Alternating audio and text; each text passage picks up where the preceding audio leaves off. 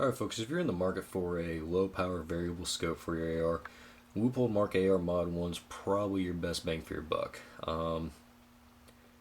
It's Leupold quality glass with definitely not a Leupold typical price. These typically retail between $375 and $450, depending on the reticle. This is the Fire Dot SPR reticle, so it has an illuminated dot in the very center. And the way that's powered is by this button right here. I'm going to turn it on. As you can see, it's got the green dot. Typically not that bright. It's kind of distorted by the camera. But you hold it down and it'll turn itself off. And by continually clicking it adjusts the brightness settings. Now, my personal opinion, the whole entire 1x or 1.5, 1.25 by 4 6 power scopes, that's the future of the AR optic. Allows you to dial it down for closer in shots. They're really awesome for 3-gun. They're becoming more and more popular with law enforcement guys, like the VXR patrols. You see a lot of the Trijicon TR-24s in 3-gun. I'm sure you see a lot of the Leupold Mark IVs, and I think the Mark VI is also a 1x6, but I'd have to double check that. But this is actually half the price of what you're going to be able to find the cheapest Trijicon TR-24 at.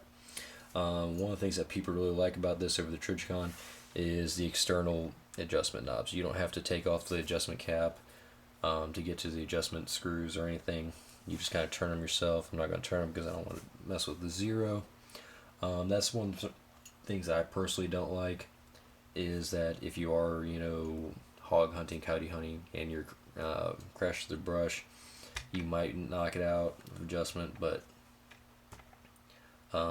it does take a good amount of pressure to knock them loose. Let's see, the reticle, as you can see, standard crosshair with a kind of circle around it. It's got mill dots. For some people, they really like this, like my dad. He's used to just traditional crosshairs. The only other reticle that he really likes is the post and triangle from Trijicon. He loves that, and that's what he has on his Kimber 300 short mag and his ultralight arms 30-06. Yeah, he swiped it off the M14, so unfortunately I'm going to have to find a new optic for that.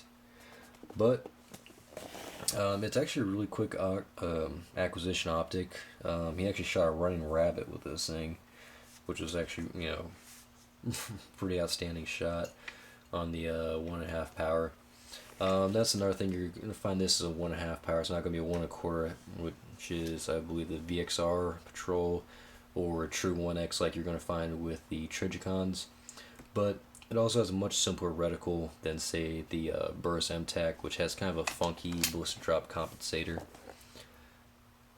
which some people like, some people don't. And it's also just the very center that's illuminated in the reticle, which is a lot like the Trijicon TR-24's German number 4 crosshair that I have, and something I like too. And the little circle around it helps draw your eye into the very center of the reticle, just like the thick to thin crosshairs.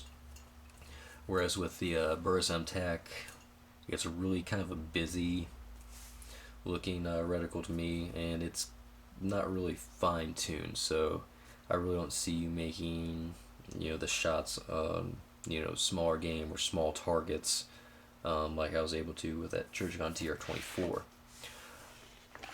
Now, this Leupold, there aren't many things out there that are going to be quality wise.